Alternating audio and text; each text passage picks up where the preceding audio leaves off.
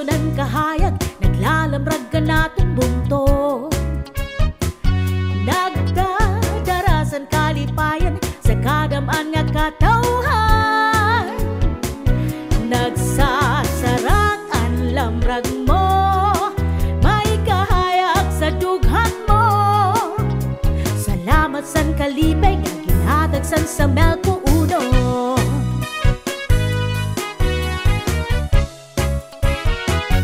Magpapadayo ng serbisyo, duro-diretsuan asenso.